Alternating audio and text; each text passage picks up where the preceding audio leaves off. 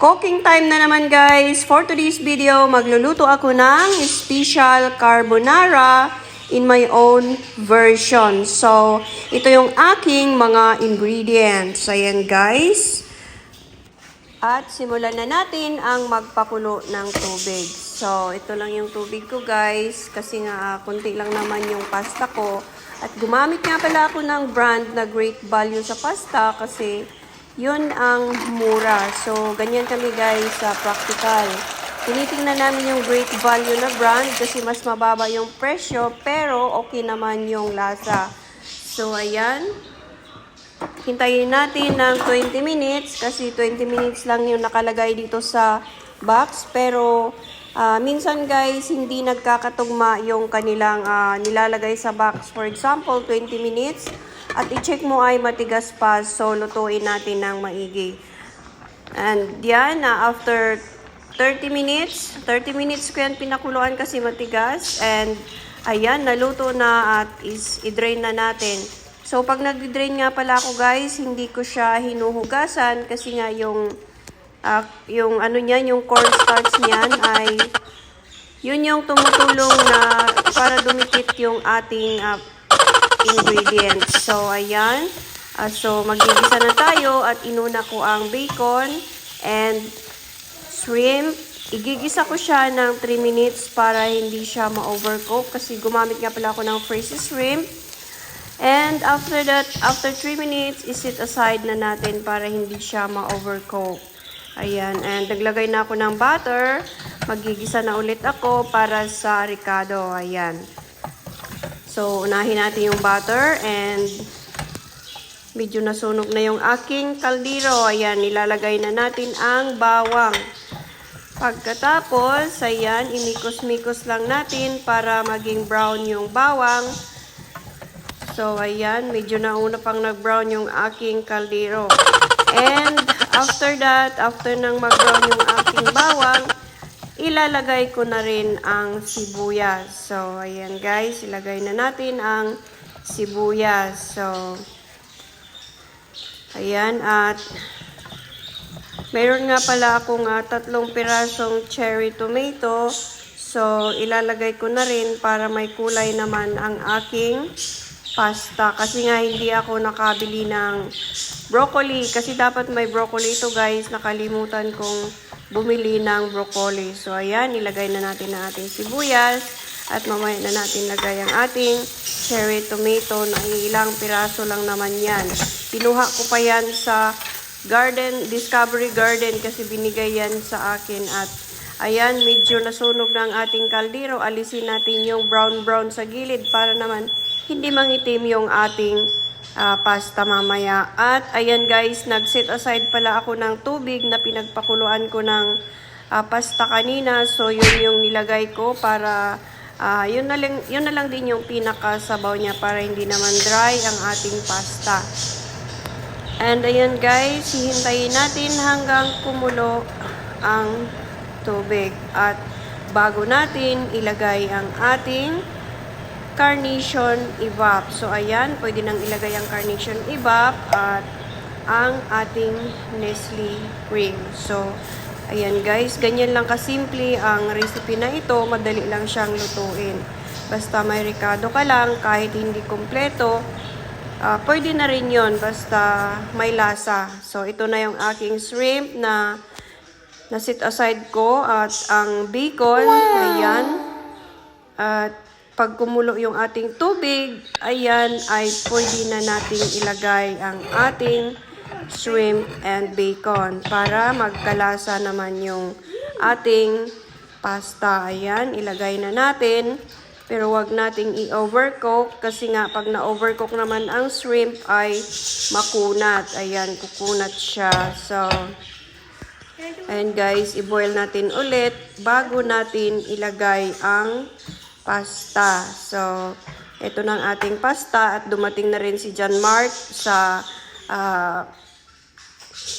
tabi ko at gusto niya siya yung maghalo. Pero sabi ko wag kasi baka matapon at maipaligo niya ang ating sauce. So, ayan, hindi na siya makapaghintay kasi gutom na siya at Tinikman niya na ang pasta at sabi niya walang lasa. Of course, wala naman talagang lasa kasi wala pa siya sa sauce. So, ito na, ilagay na natin ang ating pasta para maluto na kasi hindi na makapaghintay si John Mark. Ayan, guys. So, ay nahulog pa yung isa. Sayang. Hindi ko na yun mapupulot kasi mainit ang kalan. At ayan.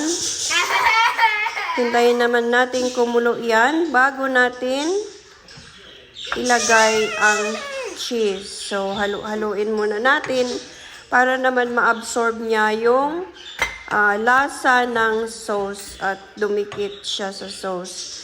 So, ayan na si John Mark. Nakialam na sa akin. Hindi na talaga siya makapaghintay. Ayan, minikos-mikos niya na at sinawsaw pa talaga yung bacon doon sa sauce kasi nga gutom na siya. Gusto niya nang tikman yung sauce. So, ayan. Hintayin lang natin bago kumulo ang ating pasta para mailagay na natin ang ating bacon. Ayan. Ilagay na natin ang ating bacon at para ma-absorb din ng pasta ang lasa ng bacon. So, ganun lang. Ilagay na rin natin ang ating cherry tomatoes. Ayaw ipalagay ni John Mark kasi ayaw niya ng kamatis, guys. Pero sabi ko, decoration lang yan. And, pakuluan ulit natin ng ilang minuto bago din natin ilagay ang ating cheese. Ayan. Para yung cheese ang magpapalapot mamaya. O, tingnan nyo si John Mark, guys. Nagsawsaw na naman ng pasta. So, okay lang yan kasi kami lang din naman ang kakain. Kaya, hinayaan ko na lang siyang isawsaw niya doon yung kung ano yung isawsaw niya dyan. Tapos, yan, nagsawsaw na naman ulit. Ang kulit talaga ng batang ito. Excited na kasi siya, guys. Basta magluto ako ng kakaiba, hindi na yan siya makapaghintay.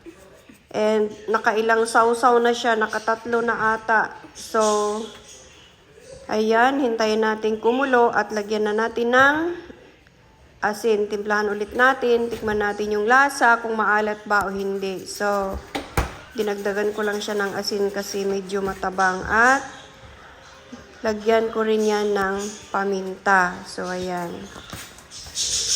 So, yan guys, ganito lang kasimple kung gusto natin kumain ng pasta, di ba? Alam ko namang marunong kayo magluto. At syempre, ibablog ko din yung sa akin kasi wala naman akong magawa para lang may mai-upload akong video. Yun na yun.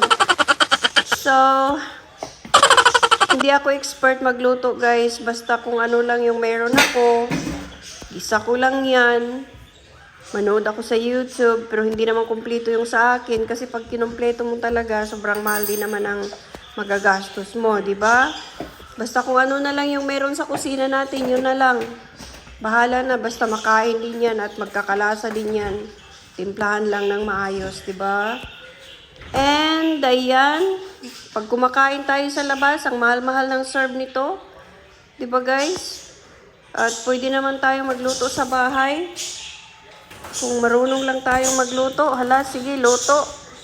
Patsamba na luto. O yan, binalik ko nga pala yung pinulot ko sa kalan guys kasi sayang, hinugasan ko naman. And ayan, halu-haluin muna natin para maghalo-halo yung kanyang lasa.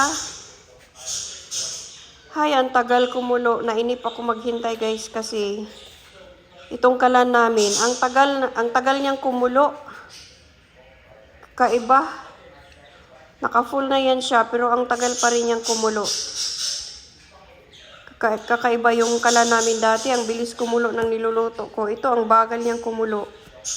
Kasi nga, gas siya guys. Mas malakas yung buga ng apoy ng electric kaysa sa gas. Ayan. And, ayan, halo ako ng halo guys. Kasi baka magdikit-dikit siya sa ilalim. At, tikim din ako ng tikim para malaman ko kung okay na yung lasa. At ayan, maglalagay na nga pala ako ng cheese. So, ang ginamit ko nga pala na cheese ay ang queso na binili ko sa Philippine product. So, para, ayan yung aking pampalapot. Ayan. And meron din akong cheese na American cheese. Dagdagan ko na lang kasi para malapot talaga siya.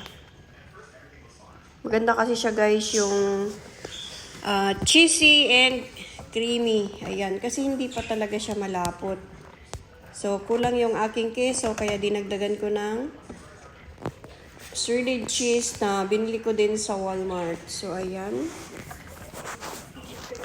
Halo-halo lang natin para hindi magdikit-dikit sa ilalim kasi para hindi masunog.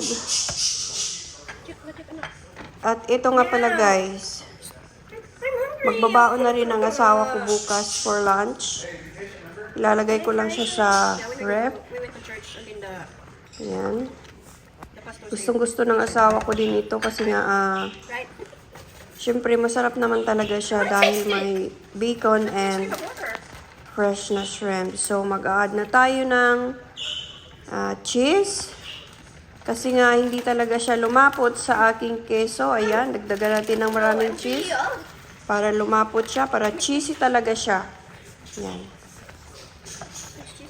So, ang dami ko na nga palang sinabi, guys.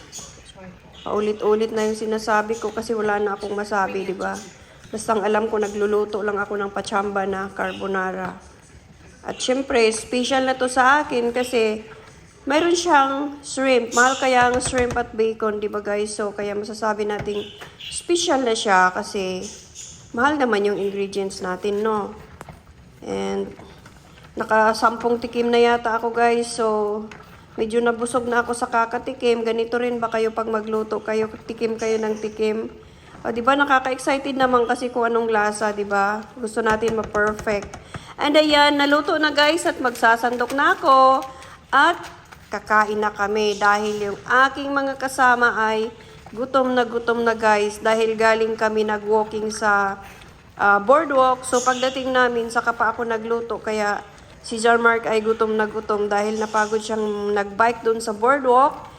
And ayan, late na, 7 PM na. And eto na, kain na tayo guys. So tinatanong ko siya kung anong, sabi ko sa kanya, i-rate mo kung anong rate ng niluto ko. So hindi na siya makasagot. Cheesy shrimp.